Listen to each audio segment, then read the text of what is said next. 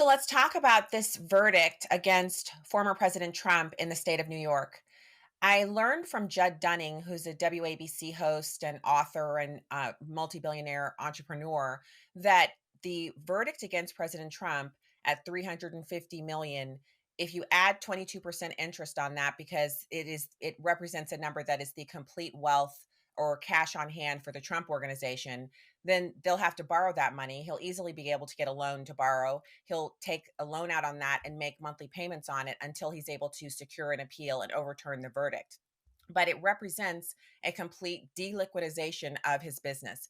It also has him and his two sons unable to operate their business out of New York, to do any business at all in New York, which essentially shuts down the Trump organization in New York City, where a number of their flagship hotels and properties are located.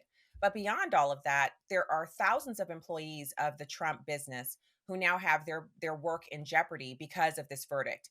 But the most important thing is, why do you think the judge levied 350 million? Why was that the number? I'm asking that because it seems an awfully specific amount for the judge to level as a judgment when it also represents the exact liquidity of the organization. In other words, it sounds like more proof that it's a political hit job. And so you have people weighing in on this across the political spectrum and outside of it, because I want you to take a look. We have Kevin O'Leary, and he is a judge on Shark Tank. He's also a serial entrepreneur. He's a multi-billionaire, and he's someone who has expressed many times that he's not a Trump voter. He's not a Trump fan. He's a businessman, and he loves capitalism, and he loves being able to fill a need within the marketplace. So I want you to watch here. It's Kevin O'Leary issuing a warning against people investing in New York City. He's on CNN, and he's talking to Laura Coates, who's an attorney, and she's eminently qualified to discuss this issue. But they had issue with each other over the fact that, well, first of all, she was cutting him off. And second of all, she appears to think that the judgment is well within the bounds of reason. We'll have more on this. Just watch Kevin O'Leary here. It's very important. Excuse me, what fraud? This is not about Trump anymore. When you get a developer that builds a building and he says it's worth $400 million and he wants to borrow $200 million from a bank, which happens every day, everywhere on earth, including every American city, every developer is an entrepreneur. They shine the light on their building and they say it's worth 400. The bank does its own due diligence, as was done in this case, because they're very good at it. The banks are very good, and they say, no, it's worth 300. We're only going to loan you 150 million. That haggling has gone on for decades. That's how it works. And then in this case, even the bank that was supposedly defrauded testified and said, we didn't lose anything. We want to do business with this guy again. We'd like to. But the judge said, no, no, no, no, no, no. Let's penalize this developer for 355 million. And if we're going to do that, let's penalize all the developers all across America. They've all done the same thing. All of them should go to jail, and we should stop building buildings. That's what the message is from New York. Even the governor herself is concerned about what this looks like to investors all around the world. It's not just U.S. domestic. All around the world, people are talking about what happened here.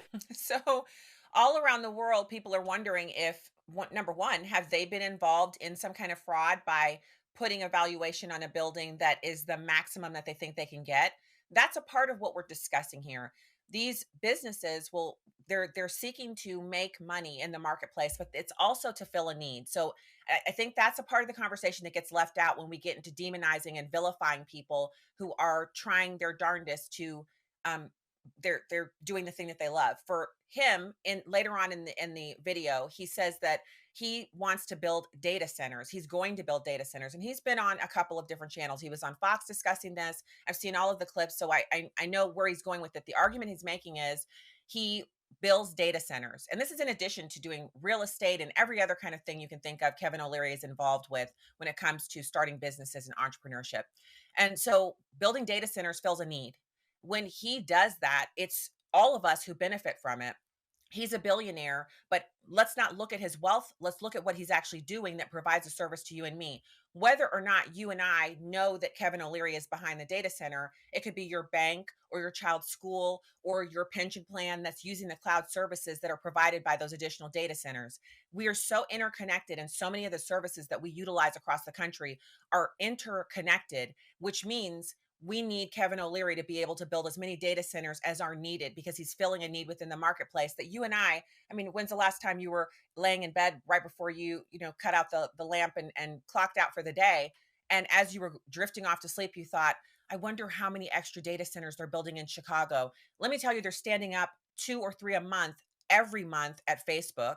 You can tell by the hiring. You can go on LinkedIn and look and see how many data center managers and directors they're hiring and the locations. And you can map out how Facebook is standing up new data centers for extra capacity for Meta.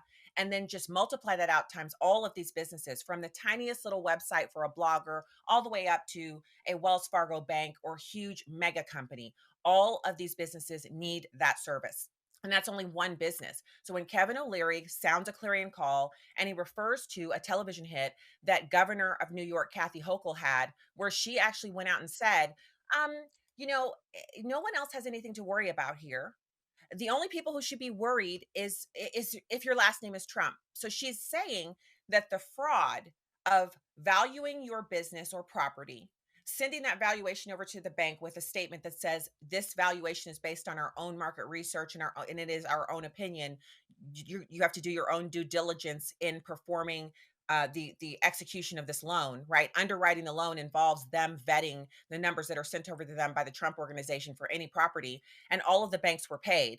So if there's no victim, they're saying the victims are the taxpayers of New York. Not really. They can't demonstrate any taxpayers who were cheated out of anything during Trump's illustrious decades long career building buildings and remodeling part of Central Park, the ice rink there. A lot of those things he doesn't even get credit for anymore, but those are projects that he undertook and brought them in on time or early and under budget. And so if you look at all of that, and then you kind of go back, just step back for a moment and think about Kevin O'Leary, an apolitical individual who normally goes on to television and radio to talk about business, saying that he doesn't feel safe offering his clients an opportunity to open businesses in New York and he won't be doing it himself, goes to a new study published by redballoon.work that says that 66% of business owners in blue states say they're considering moving to headquarter their companies in a different state. Only 18% of businesses in red states are contemplating the same type of change. So work with me here. If businesses are fleeing from New York and they're even stepping up the pace after this verdict, this is a terrible decision for our flagship economic powerhouse of New York City, a city that we all know and love. We need new leadership there. Voters have to make the change. We'll have more for you after this. More Stacey Washington now up next.